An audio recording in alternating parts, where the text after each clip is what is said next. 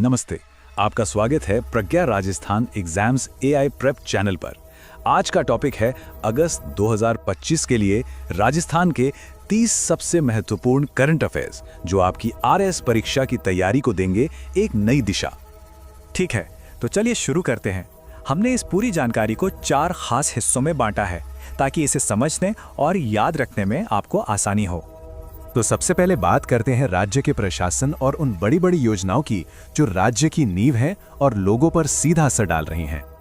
पहली खबर है राजस्थान के डिजिटल गवर्नेंस की रीढ़ जन आधार प्लेटफॉर्म के बारे में।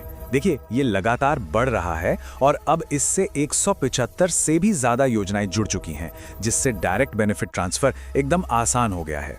अब एग्जाम के लिए इसमें क्या जरूरी है? पहली बात, ये सभी निवासियों का डेटा एक ही जगह रखता है। दूसरी, इससे कैश और नॉन कैश दोनों तरह के फायदे मिलते हैं। और तीसरी, इसका लक्ष्य है 1 नंबर 1 कार्ड 1 आइडेंटिटी। तो सवाल बन सकता है कि राजस्थान की जन आधार योजना का मुख्य उद्देश्य क्या है? डिजिटल गवर्नेंस के बाद चलिए अब शिक्षा की बात करते हैं, जहां पीएम श्री योजना एक बहुत बड़ा बदलाव ला रही है। इस स्कीम के तहत राजस्थान के कुछ चुने हुए स्कूलों को नई शिक्षा नीति 2020 के हिसाब से एकदम मॉडर्न बनाया जा रहा है। इसमें स्मार्ट क्लासरूम्स, लैब्स, सब कुछ होगा। याद रखने वाले पॉइंट्स क्या हैं? इसमें रटने पर नहीं बल्कि समझने और सवाल पूछने पर जोर है। सुविधाएं वर्ल्ड क्लास हैं और बच्चों की योग्यता के आधार पर उनका मूल्यांकन होता है। तो सीधा सवाल आ सकता है कि पीएम श्री योजना के तहत स्कूलों को किन खासियतों के साथ डेवलप किया जा रहा है। अगली जो स्कीम है वो सामाजिक न्याय से जुड़ी है, राजस्थान पीड़ित प्रतिकर योजना 2011। हाल ही में इसके तहत अपराध पीड़ितों को आर्थिक मदद दी गई है। अब इसमें याद रखने वाली 3 बातें हैं। ये योजना 2011 में शुरू हुई थी। ये मेडिकल खर्चे और रिहैबिलिटेशन के लिए फाइनेंशियल हेल्प देती है और इसका मकसद पीड़ितों और उनके परिवार वालों को सपोर्ट करना है। तो परीक्षा में इसके प्राइमरी ऑब्जेक्टिव के बारे में पूछा जा सकता है।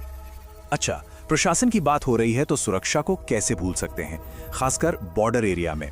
इसी को ध्यान में रखते हुए बीएसएफ ने स्वतंत्रता दिवस के टाइम पर भारत पाकिस्तान बॉर्डर पर ऑपरेशन अलर्ट चलाया। इसके बारे में 3 बातें जान लीजिए। ये 11 से 17 अगस्त तक चला।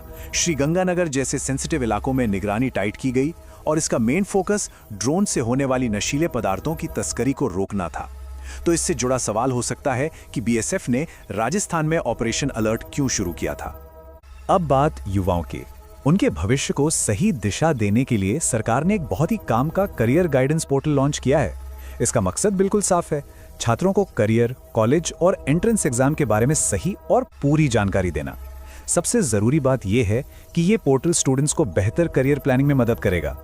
तो एग्जाम का एंगल क्या हो सकता है? यही कि इस करियर गाइडेंस पोर्टल का फायदा किससे मिलेगा। युवाओं के लिए एक और अच्छी खबर है स्किल डेवलपमेंट के फील्ड से। मुख्यमंत्री भजन लाल शर्मा ने एक हाईटेक लैंग्वेज लैब बनाने का ऐलान किया है। इस पहल का सीधा सा मकसद है युवाओं को विदेशी भाषाएं सिखाना, ताकि उन्हें दुनिया भर में नौकरी के बेहतर मौके मिल सकें। इसमें किताबी ज्ञान पर नहीं बल्कि प्रैक्टिकल लैंग्वेज स्किल्स पर फोकस होगा। सवाल यह बन सकता है कि राजस्थान में लैंग्वेज लैब स्थापित करने का मुख्य उद्देश्य क्या है? अंतर्राष्ट्रीय युवा दिवस के मौके पर स्वास्थ्य विभाग ने एक स्पेशल कैंपेन चलाया जो HIV एड्स की रोकथाम पर फोकस था। एग्जाम के लिए याद रखिएगा कि यह कैंपेन युवाओं में रोकथाम और इलाज की जानकारी बढ़ाने के लिए था। साथ ही ये 2030 तक एड्स को खत्म करने के ग्लोबल टारगेट से भी जुड़ा है। इस अभियान के मुख्य फोकस पर सवाल बन सकता है। तो ये थी प्रशासन और योजनाओं से जुड़ी कुछ बड़ी खबरें। चलिए अब देखते हैं कि राजस्थान की इकोनॉमी किस रफ्तार से बढ़ रही है और इसका इंफ्रास्ट्रक्चर कितना मजबूत हो रहा है। अर्थव्यवस्था की बात एक हेडलाइन नंबर से शुरू करते हैं जो राज्य की आर्थिक रफ्तार दिखा रहा है। यह नंबर है 7.82%। ये 2024-25 के लिए राजस्थान की GSDP की अनुमानित विकास दर है। अब यह आंकड़ा इतना जरूरी क्यों है? क्योंकि यह राज्य की आर्थिक सेहत का एक बड़ा इंडिकेटर है और यह $350 बिलियन की अर्थव्यवस्था बनने के लक्ष्य की तरफ एक मजबूत कदम है। इस पर सीधा फैक्ट बेस्ड सवाल आ सकता है। तो सवाल उठता है कि इस ग्रोथ के पीछे की वजह क्या है? एक बहुत बड़ा कारण है राजस्थान निवेश प्रोत्साहन योजना, जिसे हम रिप्स भी कहते हैं। ये योजना राज्य में इन्वेस्टमेंट लाने के लिए एक चुंबक की तरह काम कर रही है। इसके बारे में खास बातें याद रखिए। ये मैन्युफैक्चरिंग, सर्विस और रिन्यूएबल एनर्जी जैसे कई सेक्टर्स को बढ़ावा देती है और ये मार्च 2029 तक लागू रहेगी। रिप्स के उद्देश्य पर परीक्षा में प्रश्न बन सकता है। इस इन्वेस्टमेंट का एक जबरदस्त उदाहरण जमीन पर दिख रहा है, पचपदरा, जहां HPCL राजस्थान रिफाइनरी बन रही है। ये सिर्फ एक रिफाइनरी नहीं है, बल्कि पेट्रोकेमिकल कॉम्प्लेक्स के साथ जुड़ी भारत की पहली ऐसी परियोजना होगी। एग्जाम के हिसाब से इसकी क्षमता 9 MMTPA, ये कि ये HPCL और राजस्थान सरकार का जॉइंट वेंचर है और इसकी लागत 72,937 करोड़ रुपए। ये तीनों पॉइंट्स बहुत महत्वपूर्ण हैं। इसकी किसी खास विशेषता पर सवाल बन सकता है। इकोनॉमी के साथ साथ पर्यावरण का ध्यान रखना भी जरूरी है और इसी सोच को दिखाती है राजस्थान की एम सैंड नीति 2024। इसका सीधा सा लक्ष्य है नदियों से बजरी का खनन कम करना और उसकी जगह मैन्युफैक्चर्ड सैंड यानी एम सैंड को बढ़ावा देना। इसके लिए एम सैंड बनाने वाली यूनिट्स को इंसेंटिव मिलेंगे और सरकारी प्रोजेक्ट्स में इसका इस्तेमाल जरूरी किया जाएगा। इस नीति के मुख्य लक्ष्य पर सवाल पूछा जा सकता है। अब बात करते हैं छोटे लेकिन बहुत जरूरी उद्योगों की। प्रधानमंत्री माइक्रो फूड प्रोसेसिंग एंटरप्राइजेज यानी PMFME योजना राजस्थान में फूड सेक्टर के छोटे उद्यमियों के लिए एक बड़ी मदद बनकर सामने आई है। ये एक सेंट्रली स्पॉन्सर्ड स्कीम है जो प्रोजेक्ट की लागत पर 10 लाख रुपए तक 35% की सब्सिडी देती है। इससे फल, सब्जियों और डेयरी जैसे कई उद्योगों को फायदा हो रहा है। एग्जाम में सब्सिडी की रकम को लेकर सवाल बन सकता है।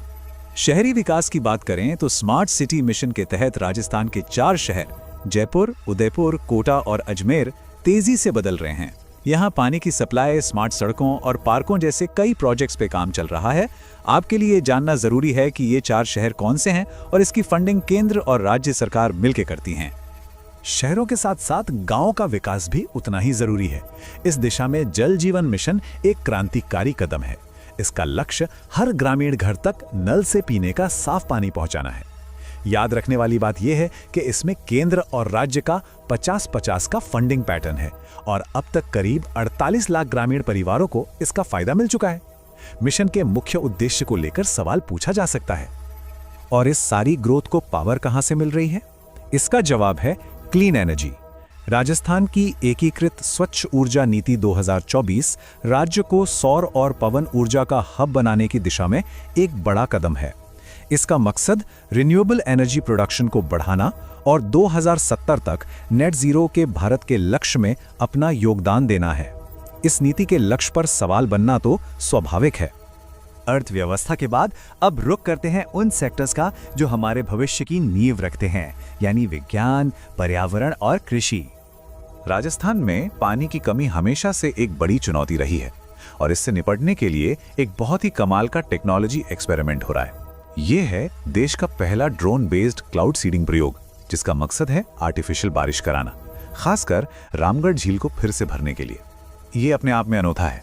ये 60 दिन का पायलट प्रोजेक्ट है और इसमें हाइड्रोट्रेस नाम का एक AI प्लेटफॉर्म इस्तेमाल हो रहा है।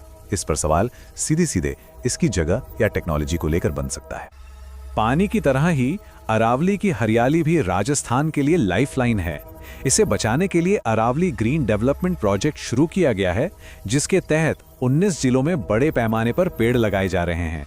इस प्रोजेक्ट की प्रेरणा अफ्रीका की ग्रेट ग्रीन वॉल से ली गई है और ये लगभग 550 किलोमीटर में फैला है। परीक्षा में इसके उद्देश्य या प्रेरणा स्रोत के बारे में पूछा जा सकता है। पर्यावरण के बाद अब बात करते हैं पशुपालन की, जो राज्य की ग्रामीण अर्थव्यवस्था का एक अहम हिस्सा है। लंपी स्किन डिजीज मवेशियों के लिए एक गंभीर वायरल इन्फेक्शन बना हुआ है, जिससे दूध का उत्पादन घट जाता है। आपको ये जानना जरूरी है कि ये पॉक्स वायरस से होता है और मच्छरों जैसे कीड़ों से फैलता है।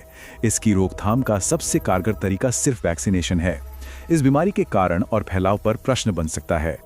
अब बात एक ऐसे पक्षी की जिसके अस्तित्व पर खतरा मंडरा रहा है, लेसर फ्लोरिकन। ये एक गंभीर रूप से संकटग्रस्त प्रजाति है और इसके घास के मैदानों वाले घर को विलायती बबूल जैसी खतरनाक प्रजातियों से नुकसान पहुंच रहा है।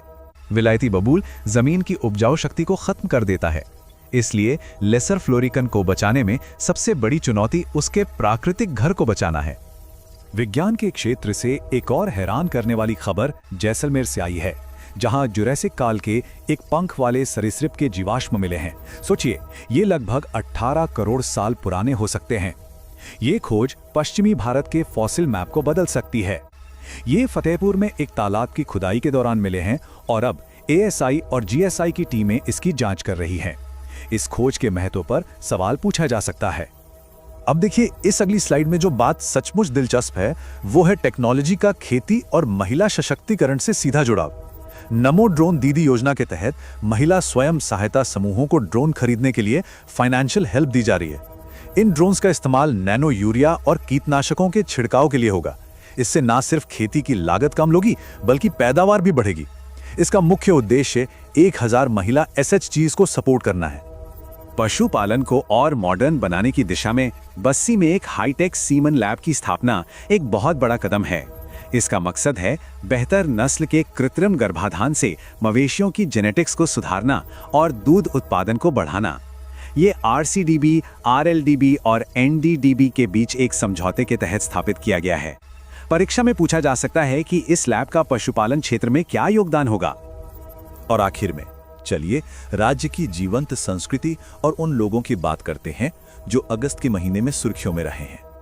चलिए इस सेक्शन की शुरुआत एक ऐसी खबर से करते हैं जिसने पूरे राजस्थान का मान बढ़ाया है। पहलवान अश्वनी बिश्नोई ने तो इतिहास ही रच दिया है। वे विश्व कुश्ती चैंपियनशिप में गोल्ड मेडल जीतने वाली राजस्थान की पहली महिला पहलवान बन गई हैं। उनके बारे में ये भी जान लीजिए कि उन्होंने पिछले 2 सालों में 5 इंटरनेशनल गोल्ड मेडल जीते हैं। परीक्षा में सीधा सवाल आ सकता है कि ये ऐतिहासिक उपलब्धि किसने हासिल की। खेल के मैदान से अब चलते हैं जमीनी स्तर पर बदलाव लाने वाले एक हीरो की ओर। टोंक की आवा पंचायत के सरपंच दिव्यांश M भारद्वाज को राजस्थान का बेस्ट सरपंच चुना गया है। स्विट्जरलैंड से MBA करने के बाद वे अपने गांव लौटे और वहां शिक्षा और महिला नेतृत्व के लिए कई अनोखी पहल की। उनका आवा पंचायत मॉडल इतना सफल है कि दूसरे राज्य भी इसे अपनाने पर विचार कर रहे हैं। राजस्थान का टैलेंट सिर्फ राज्य तक ही सीमित नहीं है। दुनिया भर में फैले राजस्थानियों के योगदान को सम्मान देने के लिए राज्य सरकार ने एक बड़ी पहल की है। 10 दिसंबर 2025 को जयपुर में पहला प्रवासी राजस्थानी दिवस मनाया जाएगा। इसका मकसद है दुनिया भर में बसे राजस्थानियों के साथ संबंधों को मजबूत करना और उन्हें अपनी जड़ों से जोड़ना। इस इवेंट की तारीख और जगह दोनों ही परीक्षा के लिए महत्वपूर्ण हो सकते हैं। अब बात करते हैं अपनी सांस्कृतिक जड़ों से जुड़ने की एक और पहल की। राज्य सरकार ने फैसला किया है कि अब प्री प्राइमरी क्लास में भी संस्कृत भाषा पढ़ाई जाएगी। इसका उद्देश्य है छोटे बच्चों को कम उम्र में ही भारत की प्राचीन सांस्कृतिक और भाषाई विरासत से जोड़ना। ये याद रखना महत्वपूर्ण है कि संस्कृत हमारी 8वीं अनुसूची में शामिल 22 आधिकारिक भाषाओं में से एक है। कला संस्कृति के अलावा अगस्त का महीना कुछ बहुत जरूरी योजनाओं के लिए भी चर्चा में रहा, जिनका सीधा असर आम लोगों पर पड़ रहा है। इनमें सबसे पहली है मुख्यमंत्री आयुष्मान आरोग्य यानी MA योजना, जिसके तहत 1.33 करोड़ परिवारों को कैशलेस इलाज की सुविधा मिल रही है। ये हेल्थ सेक्टर में एक बहुत बड़ी सामाजिक सुरक्षा पहल है, जिसका मकसद लोगों का इलाज पर होने वाला खर्च कम करना है। इसी तरह छोटे उद्यमियों को सपोर्ट करने के लिए मुख्यमंत्री लघु उद्योग प्रोत्साहन योजना लगातार काम कर रही है। ये योजना नए या पुराने छोटे उद्यमों को 10 करोड़ रुपए तक के लोन पर 5% से 8% तक की ब्याज सब्सिडी देती है और ये मैन्युफैक्चरिंग, सर्विस और व्यापार तीनों ही सेक्टर्स को कवर करती है। परीक्षा में सब्सिडी की दर को लेकर सवाल पूछा जा सकता है। ग्रामीण महिला सशक्तिकरण की बात करें तो साथिन की भूमिका बहुत ही खास है। महिला विकास कार्यक्रम के तहत करीब 11,000 साथिन ग्राम पंचायत लेवल पर काम कर रही हैं। असल में वो सरकार और ग्रामीण महिलाओं के बीच एक पुल का काम करती हैं, उन्हें उनके अधिकारों के बारे में बताती हैं और सरकारी योजनाओं से जोड़ती हैं। साथिन की भूमिका पर एक कॉन्सेप्चुअल सवाल बन सकता है। और आज का हमारा आखिरी पॉइंट राज्य की अपने किसानों का समर्थन करने की प्रतिबद्धता को दिखाता है। मुख्यमंत्री दुग्ध उत्पादक संबल योजना के तहत सहकारी संघों से जुड़े दूध उत्पादकों को प्रति लीटर दूध पर 5 रुपए का अनुदान दिया जा रहा है। आपको बता दें कि अनुदान पहले 2 रुपए था, जिससे अब बढ़ा दिया गया है। ये कदम डेयरी सेक्टर को मजबूत करेगा और ग्रामीण आजीविका को सहारा देगा। दोस्तों, आपका हर एक लाइक और सब्सक्राइब हमारे लिए सिर्फ संख्या नहीं, बल्कि वो उम्मीद है जिससे हम राजस्थान के हर विद्यार्थी तक मुफ्त शिक्षा पहुंचा सके। मिलते हैं अगली कड़ी में, तब तक के लिए खुश रहें, अच्छे रहें और याद रखिए, मेहनत कभी बेकार नहीं जाती।